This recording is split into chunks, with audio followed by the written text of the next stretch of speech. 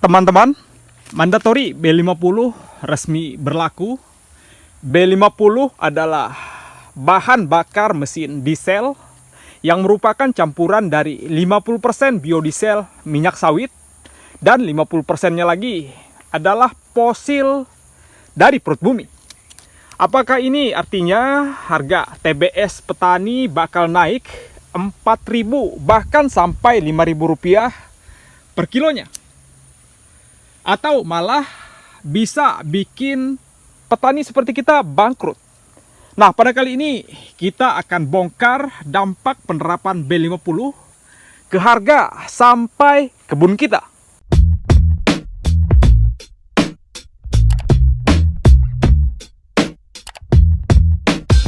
Perlu kita ketahui, B50 ini bukan sekedar campuran solar. Ini adalah strategi pemerintah untuk membatasi keran ekspor kita, teman-teman. Karena selama ini dunia terbiasa memanen murah minyak sawit kita. Tapi dengan penerapan B50, Indonesia sedang melakukan pengetatan pasokan global. Kapasitas produksi akan terbatas ketika pemerintah mewajibkan penerapan CPO besar-besaran untuk program biodiesel ini. Secara otomatis volume CPO yang tersedia untuk pasar internasional akan berkurang drastis. Nah, logika sederhananya, permintaan dunia tetap tinggi, tapi pasokan ekspor akan menyusut. Ini adalah kelangkaan yang diciptakan. Dunia akan terpaksa menaikkan harga penawaran hanya untuk mendapatkan sisa suplai minyak sawit kita. Nah, kemudian di tingkat lokal, hukum supply and demand akan bekerja lebih kejam, teman-teman. Pabrik biodiesel punya kewajiban mutlak memenuhi kuota B50. Mereka harus terus berproduksi. Nah, saat pabrik-pabrik ini berebut TBS untuk menjaga dapur produksinya tetap berproduktif, sementara jumlah kebun tidak bisa ditambah dalam semalam, harga akan terbentuk secara alami karena kelangkaan bahan baku. Anda bukan lagi petani yang sekedar menunggu pembeli, melainkan Anda adalah pemilik komoditas yang sedang diperebutkan oleh dua raksasa, industri energi domestik dan pasar konsumsi global. Tapi di balik itu semua, saya harus tetap jujur.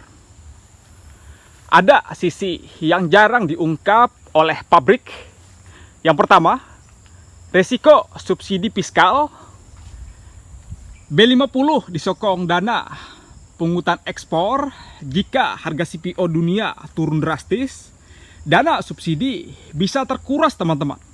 Dan seringkali harga di tingkat petani yang menjadi bantalan pertama yang merasakan kerugian. Kemudian yang kedua, standar kualitas.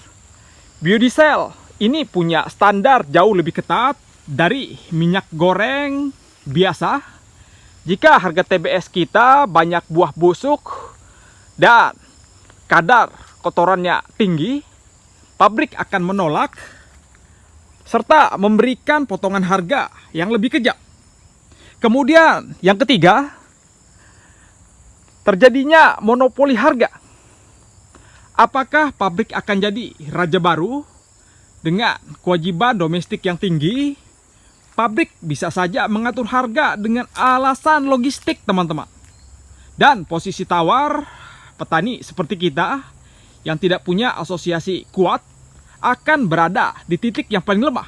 Nah, ini adalah resiko kerugian yang sangat berpotensi bagi kita jika pengelolaan B50 ini tidak terukur. Karena ketika terjadi monopoli harga, secara otomatis kita sebagai petani sawit yang paling berdampak ke depannya.